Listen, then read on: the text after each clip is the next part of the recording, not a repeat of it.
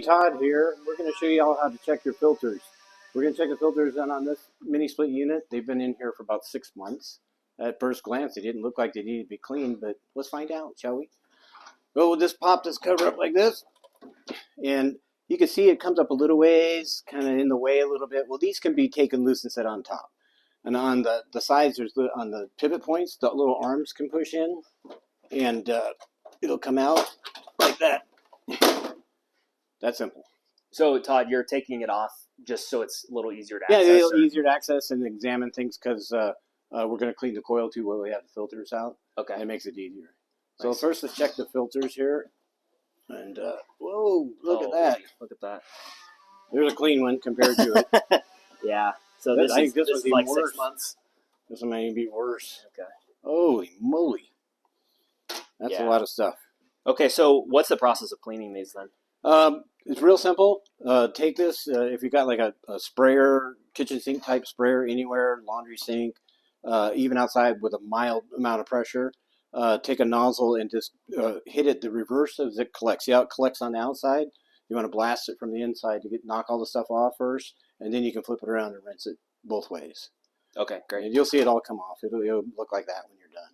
Okay. Now let's examine this coil. We'll move this out of the way for a second. We'll examine this coil and see how dirty it is. It looks pretty dirty, and that affects airflow as well. It'll affect airflow, and it'll always keep a little bit negative pressure on the system and cause it to pull in air from other sources since it won't go through the filters, one of them being the condensate drain line. If that terminates next to anything that has odors, it's going to pull those odors into your house. So and with clean filters, clean coil, you won't have that problem. So how often should you clean the coil? Once a year. Okay. The filters every 3 months. Definitely every 3 months. Look at these look like. That's after 6 months. All right, so we're going to grab some coil cleaner that we picked up at the nearby hardware store. This particular case, Lowe's. This $10 a can for this is more than enough. You'll probably do it 2 or 3 times. And you just shake it up a little bit.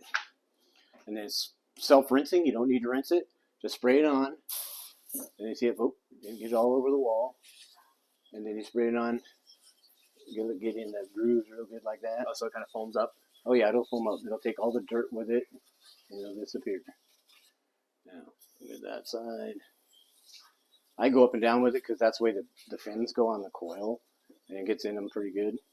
Usually this has a little bit better spray, a little lighter spray. I don't know why this one does it. Maybe it's the Home Depot one you need. I don't know.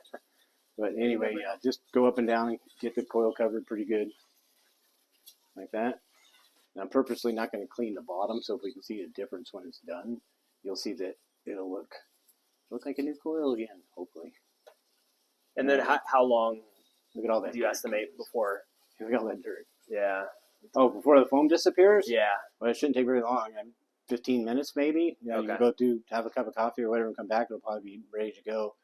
And then after that, then you just put the filters back in. Yeah, put the filters back in, turn it back on. Okay. And it has most of the stuff has a nice fresh scent to it too, so it helps spruce things up. Because these coils, when you see stuff accumulate on them, it's not just air; it's accumulating on it. It's all the odors that are in your house, cooking odors, whatever. It all sticks to that coil. That's why you got to clean the coil. Got it. Okay. And then what's the consequence then of not cleaning the coil? Not cleaning the coil, it'll just keep accumulating on there. The more you have, the faster it accumulates. So it gets to the point where it gets very restrictive, and like I said, it'll cause a negative vacuum inside that chamber, and nothing good comes from that. Nothing. Very good. Okay. Well, we'll check back in here in 15 or 20 minutes. All right, Todd, we're back about 10 minutes later. What are we looking at here? That is the section of the coil that we cleaned previously.